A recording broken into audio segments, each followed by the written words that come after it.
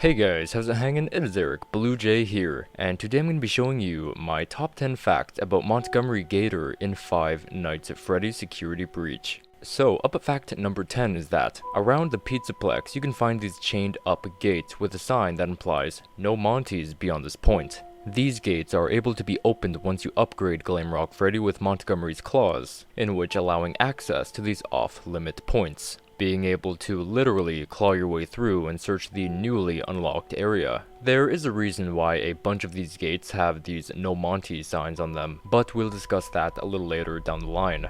However, I do find it quite strange. According to some messages, the staff seem to have a lot of hope and expectation in Montgomery, but this fact here might show just how little they trust him. Let me know what you think about that. And now for fact number 9 is that Montgomery actually operates a spotlight in a section of the game. That's right, in the portion where Gregory and Glamrock Freddy reunite. We soon will have to branch off and insert a Showtime disc we've obtained minutes before. The process in doing which requires us to head to the top floor of the atrium, insert the disc, and return all the way back to the show stage where Glamrock Freddy continued to reside. One of the first antagonists you'll meet in this area is Montgomery. He's standing on top of this booth arming the spotlight trying to find Gregory, so be sure to avoid that light at all costs. When I first played this area, I was actually unaware that there was even a spotlight hunting us, let alone Monty even being there. I mean, I heard him, but I had zero clue to where he even was, which, looking back, makes it even more terrifying. Aiming to gun it to the stairs, not even knowing a giant alligator animatronic was right above me using a spotlight. And now for number 8 is that, if you shoot balls at Monty, they'll actually just bounce off of him. Now, you may be saying, Bluejay, at what point in the game do we shoot Montgomery with balls?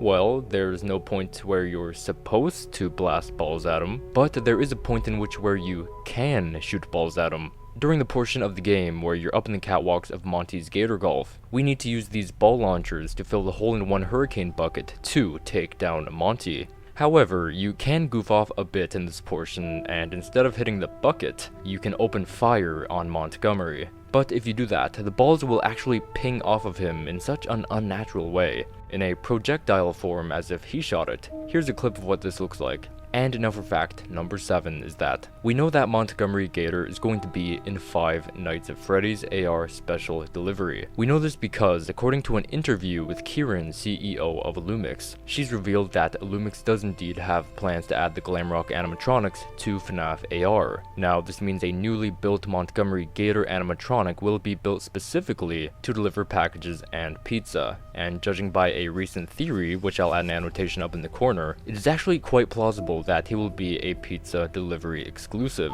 What sort of mechanics of his will come into play, no one knows, but the only way to find out is to wait and see. However, if I were to pitch an idea for that, I'd want to feel how heavy Monty is. Like, if it was possible to make the camera really shake when he takes a step, and with that he could move around at a slower rate. Also, to make it feel more scary, it'd be really cool to see him jump down from the top of the screen and roar.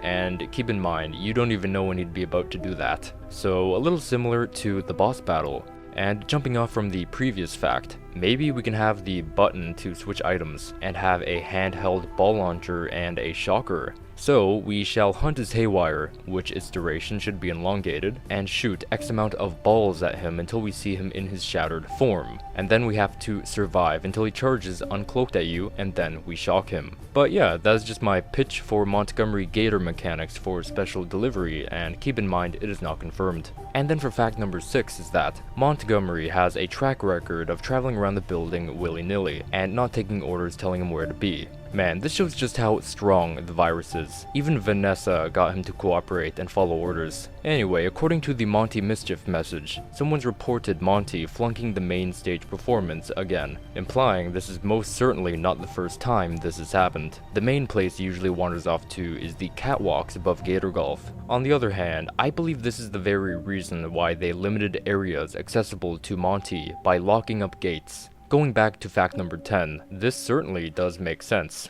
Anyway, the Monty Mischief message also tells us that the way we decommissioned him was also not a first for him.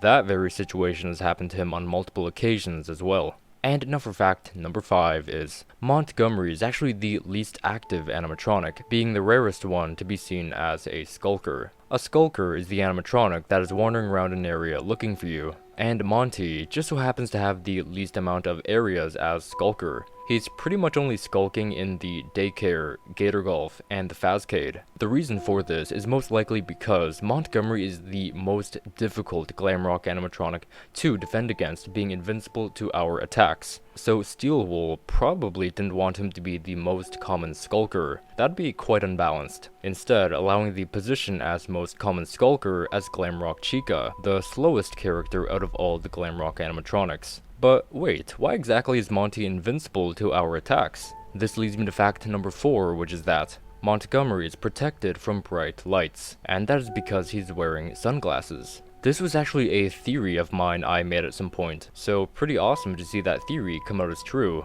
Gregory's only means of defense against the Glamrock animatronics are bright lights, utilizing the Phaser Blaster, which shoots a beam of light directly into their eyes, and the Phaz Camera, which shoots a big flash of light in the surrounding area. Glamrock Freddy mentions this is a weakness of him and his friends, that being blasted with bright lights. This will cause them to briefly malfunction. Luckily for Monty, his sunglasses shield him quite well, meaning if he spots you, you better get lucky yourself, or you are just screwed at that point, cause there is no stopping him. So I'm guessing their performances are just under the meter of the tick before a brief malfunction, cause their shows are pretty bright and flashy, not gonna lie. And then for fact number 3 is that, early in development, Montgomery didn't actually have sunglasses rather than just glasses. Still star-shaped, he's been seen to wear glasses with either no lens or glass. That's right, in the Montgomery Gator teaser image, his shades were completely see-through.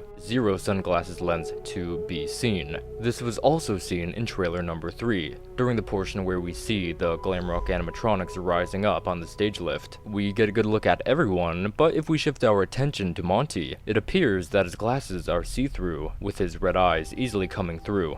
Still don't believe me? Well, if we brighten up this image, we can clearly see a lack of sunglasses lens in his shades. And now for fact number 2 is that there is a deep, dark truth to the character of Montgomery. This fact might be a little too vast for a segment in this video, but I might do a separate video about this topic so I can go into a lot more detail. But anyway, this deep dark truth about Monty is that he strives to become the frontman of the band, the position Glamrock Freddy holds. Now you might think, what's so bad about that? It's like wanting that promotion at work. I mean, sure, but this man is willing to destroy anything and everything attached to his bandmates. In the Monty's Gator Golf arcade minigame, there is a stage in which that shows Monty's vision to get rid of Glamrock Freddy and take his place and perform with the girls. Now, that may be his plan, toss an old Glamrock Freddy into a dumpster and all, but I believe this truth goes insanely deeper.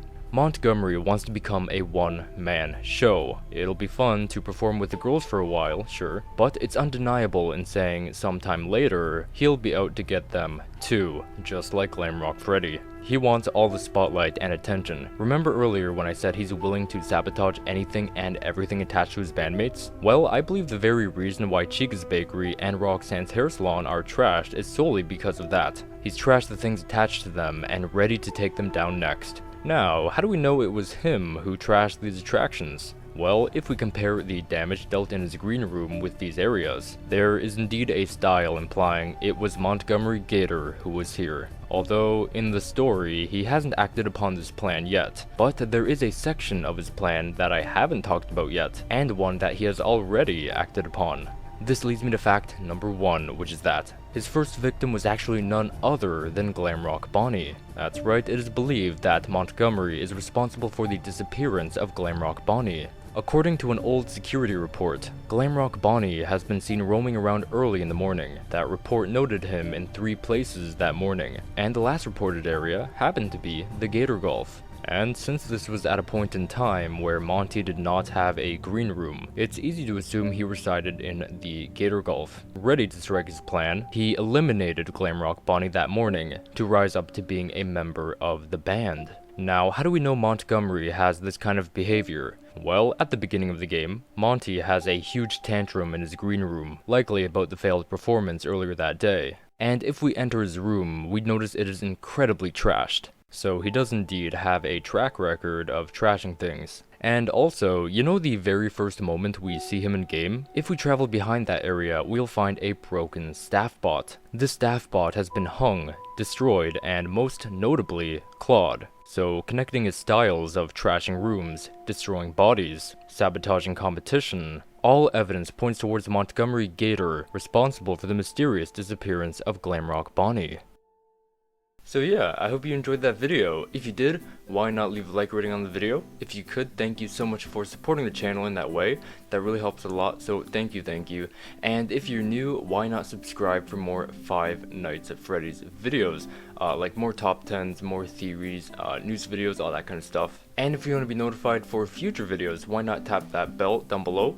You can furthermore support the channel with the super thanks function. And with all that being said, I will most certainly hope to see you guys in the next video. Stay fresh.